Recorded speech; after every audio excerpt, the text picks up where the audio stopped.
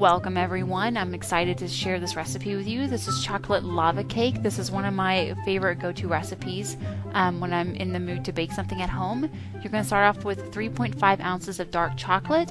You can use any kind of dark chocolate you want, whether it be a bar of dark chocolate or dark chocolate chips.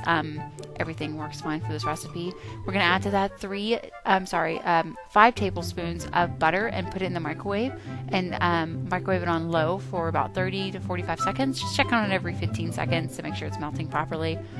Now this is one of those moments as you start to stir it together with a whisk, you start to think you did something wrong because it starts looking kind of clumpy. The butter's not really incorporating well into the chocolate chips. But if you continue to stir and stir and stir, you'll see that it turns into this wonderful chocolate buttery goo that you could probably just eat by itself. Go ahead and set that aside and then get out a large bowl. Into that bowl you're going to add 2 egg yolks and then you're going to add 2 whole eggs. Since this is more of a custard type dessert, it's going to have more egg yolks than it is egg whites. Next thing you're going to add is going to be 3 tablespoons of white sugar.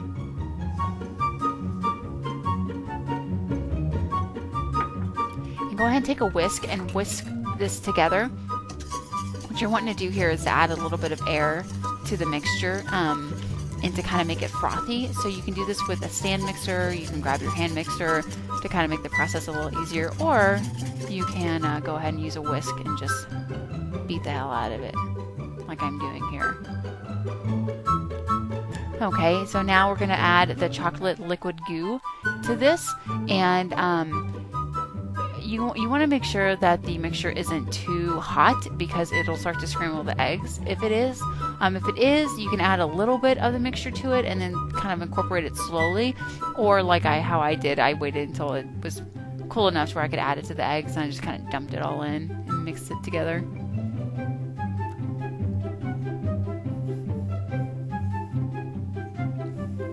Now we're going to add 3 tablespoons of cocoa powder.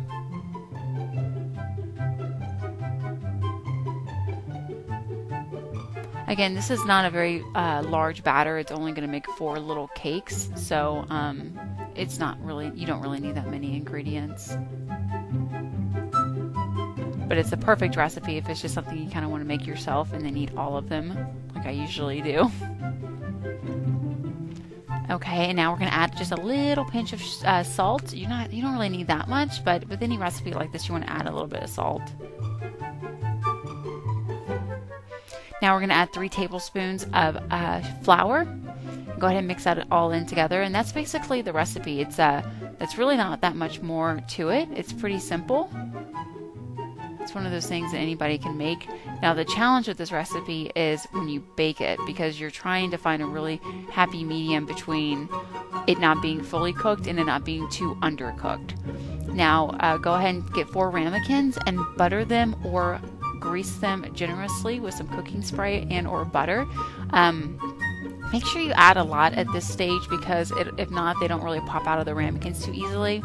Another suggestion is if you don't have any of these ramekins and you need to go buy some, make sure before you buy them that you turn them over if you find some to see if they say oven safe, because maybe it was just me, but whenever I was looking for some ramekins a few years back, every time I found some that I liked, they all said microwave only, and I thought that was odd. But anyway, go ahead and add the batter to a Ziploc bag and then pipe it into the ramekins. It just makes it easier, and it's not really that much batter, so you want to make sure you get all of it together. Now this is one of my favorite things to do, is you kind of tap them to get all the air bubbles out. There's really not much of a point to this because whenever you cut into the lava cakes, all the goo kind of flows out anyway, but I just find this fun. Like, look at that. Look how annoying that is. Get all those bubbles out. Beat it up. There you go. Except those 3 in the middle wouldn't go away. Now we're going to go ahead and add this, go ahead and put it in the refrigerator for about 30 minutes to an hour. It just makes the batter a little bit firmer, and I don't know, you're just supposed to do that. And go ahead and add this to a baking dish and add some warm water. It's not something you need to heat up or anything, just go from the tap. This is creating a water bath, kind of like you would if you were making a cheesecake. And don't forget the cute owl oven mitt. This recipe will not work unless you have one of those. So I'm going ahead and add it to the oven at 425 degrees. And I'm going to set my timer for about 17 minutes. That's usually my magic number when it comes to this recipe. With this particular time that I made it, though, I pulled it out about 15 and a half minutes for some reason, because they just kind of seemed like they were overcooking. And I actually kind of regret doing that, because as you'll see when I cut into them at the end, even though the batter was okay, it was kind of runny. And so I would have preferred for them to be just a little bit firmer, but whatever. Any kind of melted chocolate is always a win. So go ahead and get yourself a nice little plate and dump them upside down. And see, with all that butter and that grease in there, they came out pretty nice. Go ahead and dust it with some powdered sugar. And if you want to be extra fancy, cut up some strawberries and or raspberries and add them to the side, like you know what you're doing. Now, this is the first time I ever added strawberries to this particular dessert. I usually eat it out of the ramekin by myself, and by adding the strawberries to it, it was the first time I'd done it, and I was actually surprised with how well it goes together. So I'm going to do that from now on, because it was awesome. Again, I know they're a little undercooked. They probably could have gone for another minute, but anything that's gooey and chocolatey like this is kind of a win. So I hope you enjoyed this recipe and give it a try. Again, it's one of my favorites and I make it often, and I will have the recipe linked below.